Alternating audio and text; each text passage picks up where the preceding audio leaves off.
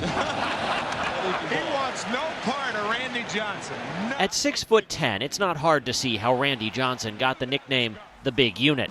He towered over hitters, and his fearsome fastball led him to 10 All-Star games, 303 wins, nearly 5,000 strikeouts, a no-hitter, a perfect game, a World Series MVP, and eventually to baseball's Hall of Fame. That's the Randy Johnson baseball fans know. And this is the Randy Johnson they're just now getting a chance to meet, Randy, the photographer. Was photography always a passion? People just thought I was getting into it to consume my time with all the freedom I had now, but it was actually something that I had started way back in the early 80s, and now it's still a passion as much as it was back there, if not more so. Johnson traces his love for photography back to college at the University of Southern California. There, on a baseball scholarship, he studied photojournalism and worked for the school paper, the Daily Trojan. For whatever reason, someone wouldn't want to go to a concert, so they would ask me to go. When I was asked to go take pictures of something that I already liked, it was really easy. Assignments like the night The Who and The Clash rocked the LA Coliseum back in 1982. Some of the images I still have. When I went there, I came back to the campus and went up to the darkroom and developed the images. I submitted them to the photo editor, and next day they're in the Daily Trojan. But Johnson was a fierce competitor on the diamond, and baseball came first. I got drafted in '85 by the Montreal Expos, and then I was really trying to learn my craft in baseball and pitching. And so photography kind of took a back seat, and I was really trying to get better at pitching. And that he did, playing 22 seasons in the big leagues. But after retiring in 2010, he picked up the camera once again. One reason why I like photography and I have a passion for it is because I'm just looking through my viewfinder. I have blinders on, just like I was when I was seeing the batter at home plate. I didn't hear the crowd or see anything else. I had blinders on. It was me and the catcher. His towering frame left him head and shoulders above other photographers at the occasional auto race, or football game, or rock concert. But what really came into focus was a world away. Africa has really consumed me for about the last 10 years. I've been there about 5 or 6 times. Images from those trips, stunning moments frozen in time, are now the subject of a photo exhibit. Randy Johnson's storytelling with photographs, now through the end of April at the Scottsdale, Arizona Center for the Performing Arts.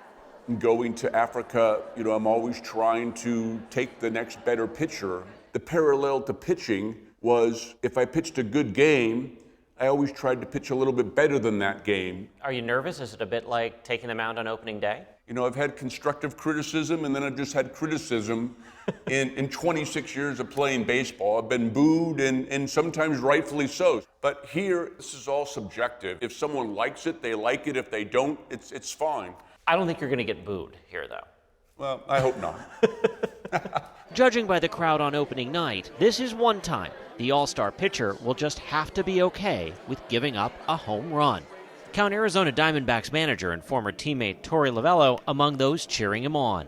He came up with some unbelievable photos, and it's just him being creative. His creativity showing through the 30 vibrant images of the people, the land, and the animals calling Africa home, like a leopard taking refuge from lions. I was able to drink coffee, be right underneath this tree, and have a small camera lens. I didn't need one of those, giant lenses.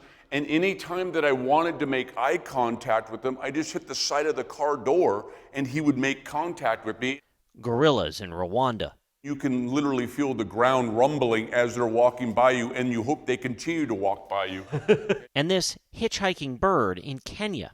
I thought it was almost like a portrait when I saw it on the back of my camera, and then I had noticed that the bird was on top of its head, and he was going for a free ride. I think Randy is an extraordinary storyteller through his imagery. For Gerd Wusterman, president and CEO of Scottsdale Arts, showcasing a hometown hero's work was a no-brainer, especially at the start of baseball season. We also hope that a lot of kids and families come in here while they're maybe going to a game or coming from a game, and maybe have their first experience ever inside of an arts gallery, and learn to dream a little bit bigger. Johnson isn't alone in picking up the camera after retirement.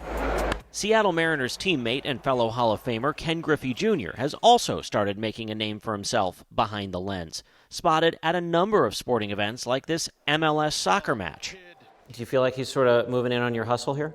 No, not at all. Actually, he's called me a few times. I think what initially got him involved into photography was that his kids are very athletic, and he wanted to capture moments of his kids.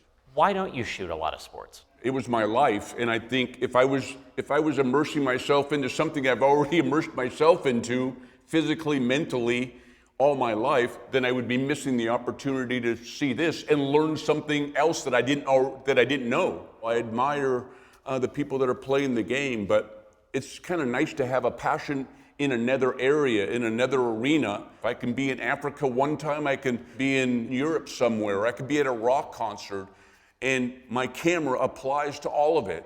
His favorite image on display is one you might miss. It's one of the smaller pieces in the exhibit, snapped on, of all things, his iPhone, as a young boy came to the car window to say goodbye as Randy was leaving a village. It's not about how many pictures you take, it's about the ones that you can share with someone that will be impactful and tell the story. Stories Johnson is just starting to tell as he writes a new chapter in his own. For CBS Saturday Morning, I'm Chris Van Cleve in Scottsdale.